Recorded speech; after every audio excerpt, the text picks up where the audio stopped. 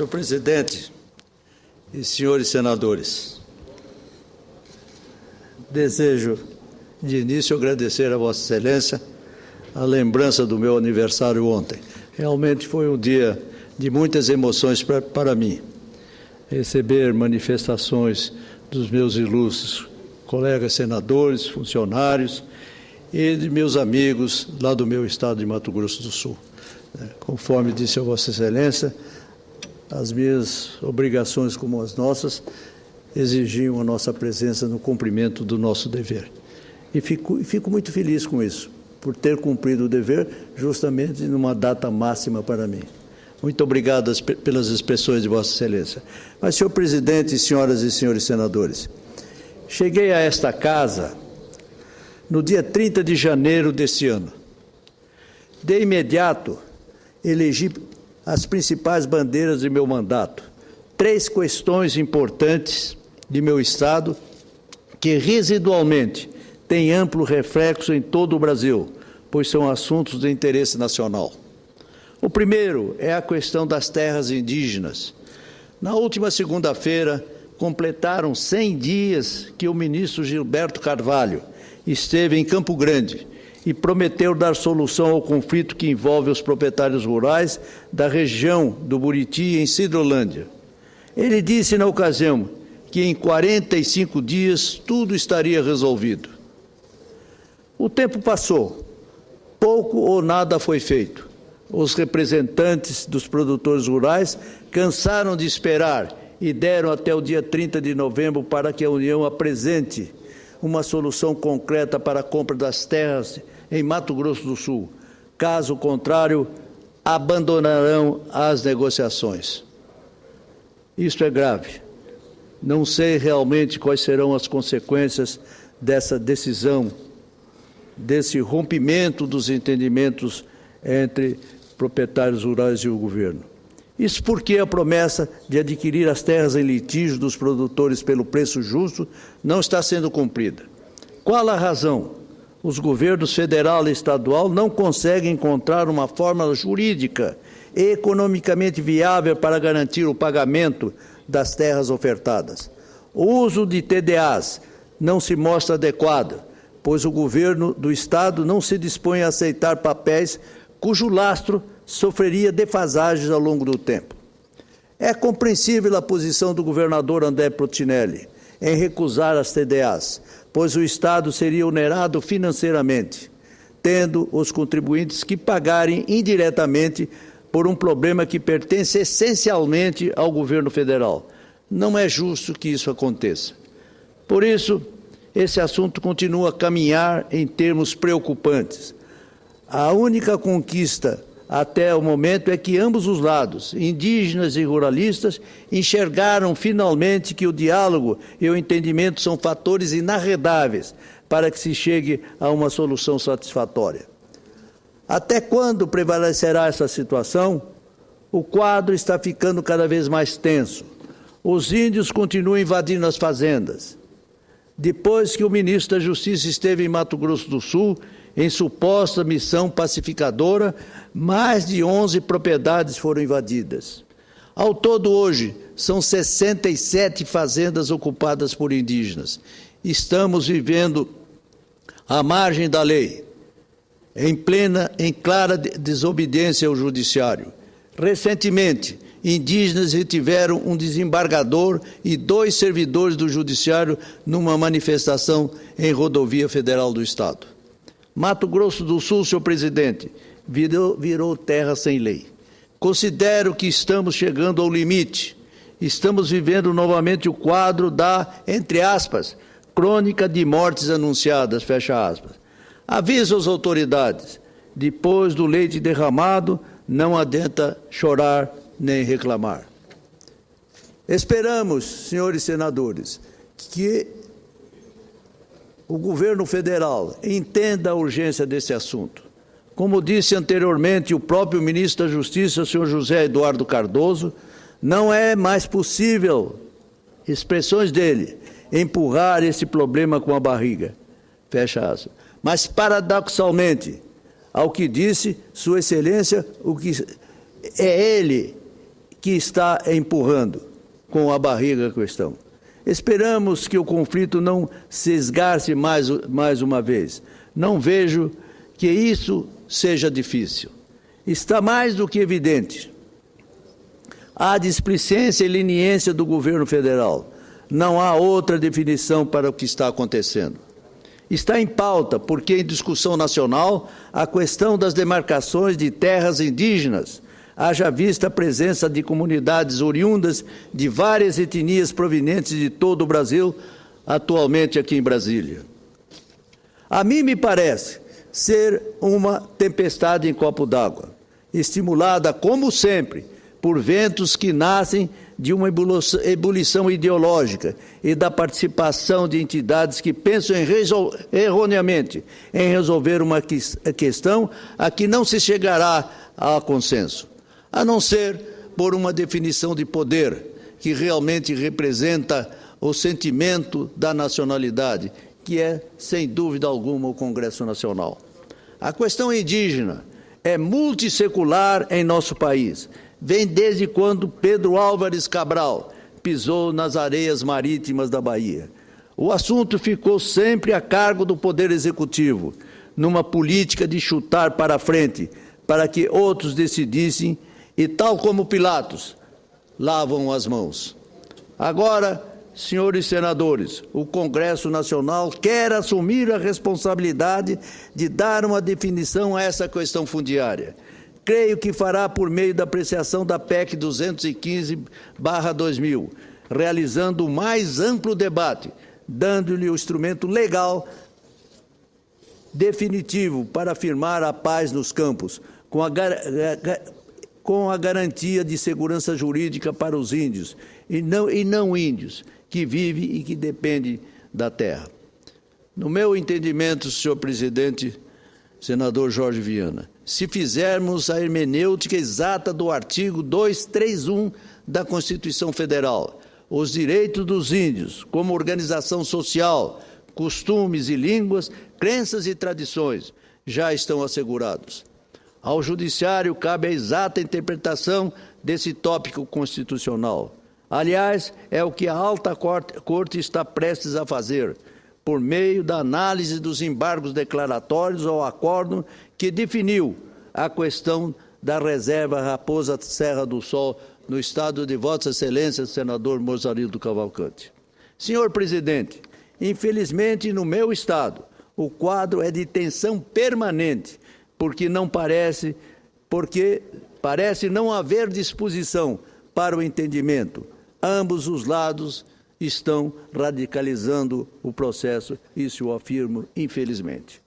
Recentemente, a Folha de São Paulo publicou uma entrevista da presidente da FUNAI, Fundação Nacional do Índio, a senhora Maria Augusta Cirati, em que ela afirma que a questão da fazenda Buriti, em Mato Grosso do Sul, não foi ainda solucionada porque, abre aspas, a solução tem apresentado dificuldades porque o Estado, ou seja, Mato Grosso do Sul, não indicou um banco de terras e tem colocado dificuldades em relação à avaliação dos valores das terras. Isso tira a credibilidade dos envolvidos nesse processo, fecha aspas.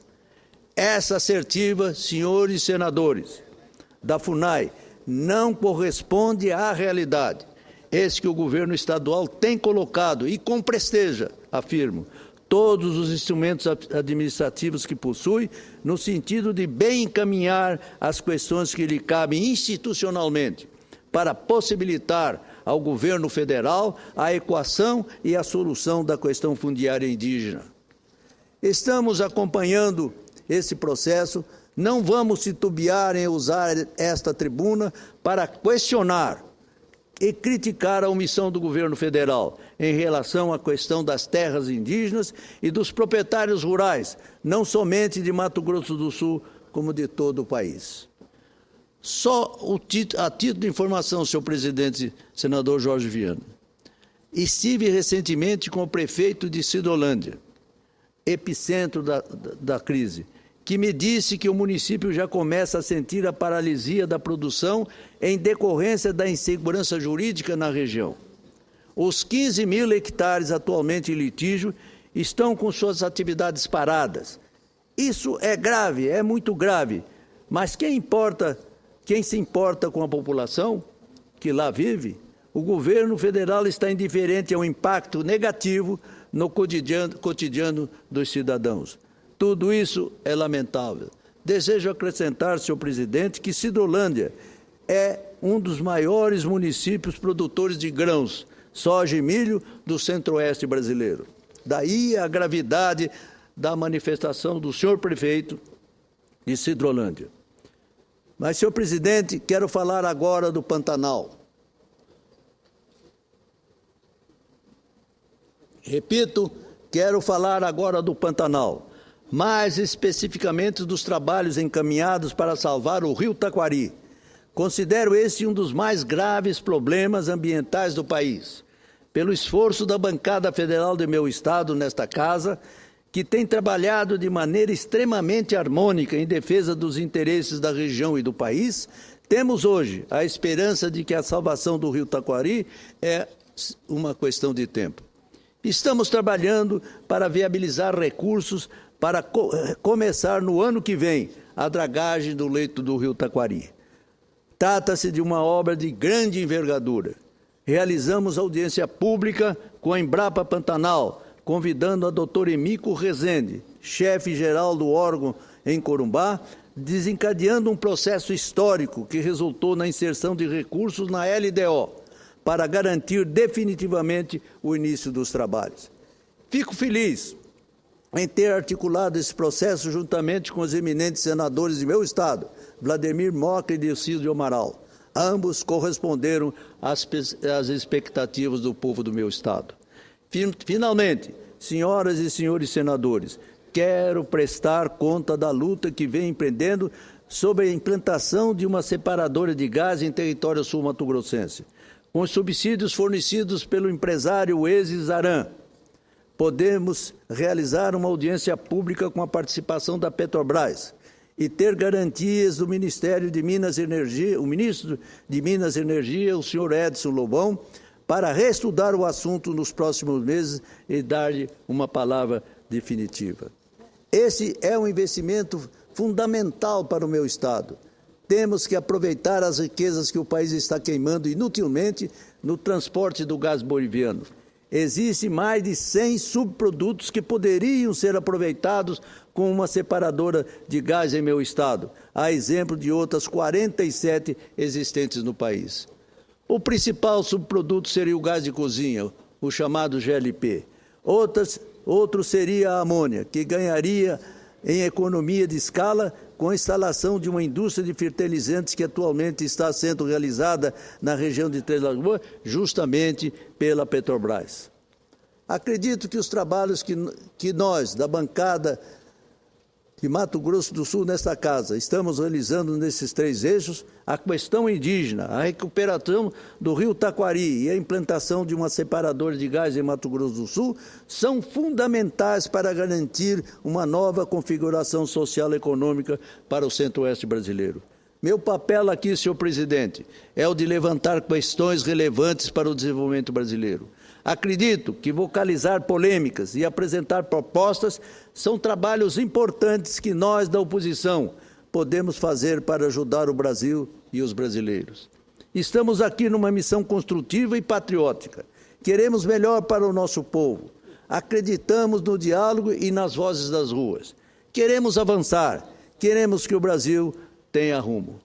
São essas, senhor presidente, a prestação de contas que me julgo dever de apresentar a vossas excelências, relativa à luta que tenho mantido nesta casa, com o expressivo apoio de vossas excelências, para que o governo federal, as autoridades da República, aceitem a ressonância das nossas vozes e que atendam o Centro-Oeste, que é hoje o grande instrumento de recuperação econômica do país, haja visto a contribuição que tem dado ao PIB nacional. Muito obrigado, senhor presidente, a vossas excelências e à audiência dos eminentes senhores senadores. Mas antes disso, não sei se o eminente senador Paulo Paim, meu querido amigo e protetor, na hora da tribuna. Deseja se manifestar também. Vossa Excelência é uma figura ímpar aqui no Congresso. Pela simpatia, pelo carinho com que trata os colegas, pelo respeito. Todos nos tratam da mesma forma, o Direnel, o senador Mozarildo, mas Vossa Excelência parece que tem uma simpatia especial. Eu acho que é porque ele foi constituinte junto com a gente. Então, nós que viemos lá da Assembleia Nacional Constituinte, claro, já temos uma ligação dali. Mas o Jorge Viana, por exemplo, governador do Acre, uma personalidade do Brasil, sempre esteve também nesse diálogo com a gente, inclusive na Assembleia Nacional Constituinte. Ele teve a sua participação, contribuindo com ideias, enfim, para o texto da Carta Magna. Hoje, o Brasil todo festeja os 25 anos da Assembleia Nacional Constituinte. Está em todos os jornais, entre hoje e amanhã, esse momento histórico. E eu queria, na data do seu aniversário, dizer que Vossa Excelência foi um constituinte exemplar, daqueles que, com conteúdo, com mérito, com paciência, dialogava com todos e contribuiu muito para a Carta Magna. Então, como é bom estar aqui vendo o seu aniversário no dia de ontem, hoje, Vossa Excelência na tribuna, sendo homenageado por todos os seus colegas, não tendo aqui nenhuma diferença entre senador da oposição ou da situação, mas sim lembrando a sua história, a sua caminhada, o seu dever cumprido e está cumprindo em relação ao seu Estado e ao Brasil. Por isso eu fiz questão de dar esse abraço aqui em público a Vossa Excelência e dizer até que me emocionou um pouco, que Vossa Excelência pediu a mim, e por extensão ao senador Mozarildo, até me dizia, eu sei que vocês dois vão estar lá, que se na quarta-feira Vossa Excelência não estiver, tenha certeza que eu, o senador Mozarildo, o representaremos lá na hora da entrega do prêmio, porque eu sei que Vossa Excelência tem compromisso assumido já fora de Brasília. Mas, claro, se tiver um familiar ou alguém, nós vamos abrir mão. Mas só se for um familiar. Se não for um familiar, né, Mozarildo? Nós vamos querer que a gente seja o seu representante na hora lá de receber o prêmio. É só isso, um cumprimento, muito carinho.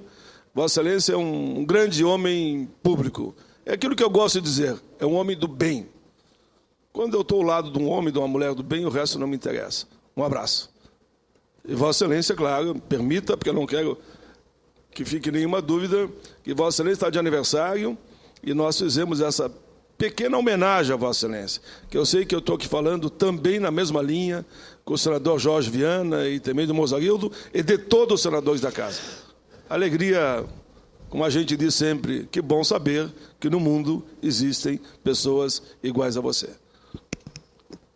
Senador Mozarildo Cavalcante. Senador Rubem Figueiró, agora quero publicamente lhe dar os parabéns, que já o dei pessoalmente, mas quero também ressaltar que nós que fomos constituintes junto com o senador Paulo Paim, portanto já o conhecemos de longas datas, e Vossa Excelência está demonstrando aqui no Senado agora como é perseverante, atento aos problemas do país e do Estado que o senhor representa.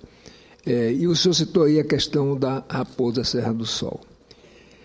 Olha, eu acho que ninguém mais do que eu atendeu como médico, indo às comunidades indígenas, conhecendo a realidade das comunidades indígenas, e, portanto, eu não tenho nada contra índio. Pelo contrário, eu acho que eles são mal assistidos, porque a política da FUNAI, comandada por várias ONGs, se resume a uma coisa: demarcar terras. E aí depois os índios ficam ao Deus dará, sem nenhum tipo de assistência médica, nem educação, nem produção, nem transportes, porque, por exemplo, no meu estado, tirando os Yanomamis, que já estão no processo avançado de aculturação, os outros todos, inclusive têm curso superior, são funcionários públicos, ninguém pergunta deles como é que eles querem viver. Aí, por exemplo, no meu estado, tem mais de 50% do território do estado para reservas indígenas. Eu acho que está chegando o tempo de o governo rever essa política indigenista. E eu já achei importante que a presidenta tenha, através da ministra Gleisi, colocado mais órgãos envolvidos. A FUNAI não pode ser aqui o órgão exclusivo. De onde são tiradas as terras indígenas? Dos estados. Então, no mínimo, não é que o Senado pretenda demarcar terras indígenas. O processo de identificação, de delimitação, etc., é uma atribuição da FUNAI, senão ele não faria nada mesmo, já não faz as outras coisas. Agora, como disse Vossa Excelência, no julgamento da Raposa Serra do Sol, porque eu e o senador Augusto, recorremos ao Supremo, e ele colocou 19 condicionantes, entre as quais que não se podia mais ampliar as reservas existentes. Então, na verdade, não é terra que falta para os índios. O que falta é uma política indigenista séria que tenha como ponto principal o ser humano índio que está lá nas suas comunidades. E não vejo por que estabelecer esse conflito que não acaba entre agricultor, pecuarista e índio, quando, na verdade, muitos índios são, inclusive, proprietários de gado, são fazendeiros, portanto, algumas comunidades têm uma fazenda dita coletiva. Então, eu acho que eu tenho uma PEC, senador Figueiró, que já está aqui no Senado parada há muito tempo, que, ao contrário da PEC que está na Câmara, que prevê que seja avaliado pela Câmara e pelo Senado, eu proponho que seja só pelo Senado. Por quê? Porque aqui nós representamos os estados de maneira igual. Então, o que nós queremos não é fazer demarcação, desfazer demarcação, mas é, sim, como representantes dos estados, analisar e propor alternativas, ou até, se for o caso mesmo, rejeitar certas demarcações que são absurdas. Então, só para terminar, e para que fique bem claro, eu não tenho nada contra índio, não tenho nada que os índios tenham suas terras.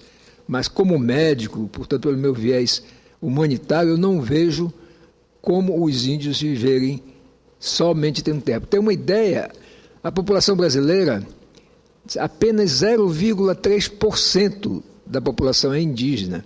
E olhe, para ser indígena aqui no Brasil, não precisa ser de fato, basta declarar que é.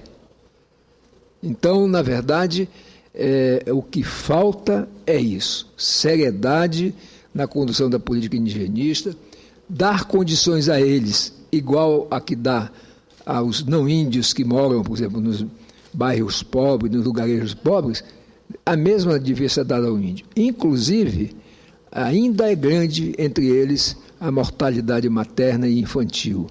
E a expectativa de vida também não é igual à dos demais brasileiros. Então, o que eu quero dizer é que Vossa Excelência tem razão quando reclama do que está acontecendo no seu estado, do que está acontecendo no sul do país. Quer dizer, começaram lá no norte, mas já estão hoje, daqui a pouco, nessa. Quem é que tem no Brasil essa proporção? 0,3% da população total e 14% do território nacional para reservas indígenas. Eu acho que há um exagero. Nós estamos aqui a comando. Por exemplo, quem é que está financiando o deslocamento dos índios para cá, que legitimamente vem colocar sua posição? Quem é que está custeando a sua hospedagem, a sua alimentação? São as ONGs, senador Rubem Figueiró. Eu não acredito que seja o próprio governo, o executivo. Então, lá, inclusive, nesse movimento agora aí, tem várias ONGs patrocinando, entre as quais o Greenpeace. Mas o Brasil, eu presidi uma CPI das ONGs aqui, identificamos várias ONGs com irregularidades, inclusive entre elas ONGs ditas indígenas, que ao invés de aplicar, por exemplo, convênio na área de saúde adequadamente, roubavam com os dirigentes da FUNAI o dinheiro que era para ir para os índios. Então, eu acho que é um momento que nós temos que refletir, realmente acabar com esse divisionismo e encontrar um caminho que seja bom para todos. Obrigado a Vossa Excelência. Eu agradeço sinceramente os apartes dos senadores Paulo Paim e Mozarido Cavalcante. Eu disse ontem que nesta casa nada obstante os meus 82 anos calejados na vida pública, eu tenho recebido todos os dias lições magníficas, como essas que Vossas Excelências acabam de manifestar, não somente de solidariedade ao meu ponto de vista, mas também pelo desejo que Vossas Excelências têm de ver esse país num ambiente de concretamento, de paz, de entendimento entre os brasileiros e, no caso especial, entre índios e não índios.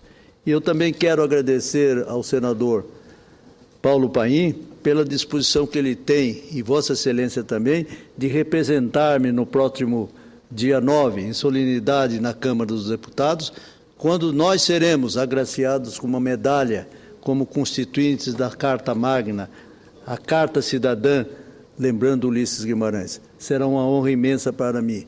Mas, infelizmente, eu tenho um compromisso numa audiência pública da qual tive a iniciativa, que vai tratar da questão da segurança das fronteiras. Virão aqui autoridades da República e do meu Estado para debater a questão. Aliás, o assunto é de interesse também de Vossas Excelências. Eu os representarei lá e Vossas Excelências me darão a honra de representar-me na concessão dessa medalha, que é um motivo de orgulho para todos nós que participamos da elaboração da Carta Magna do nosso país.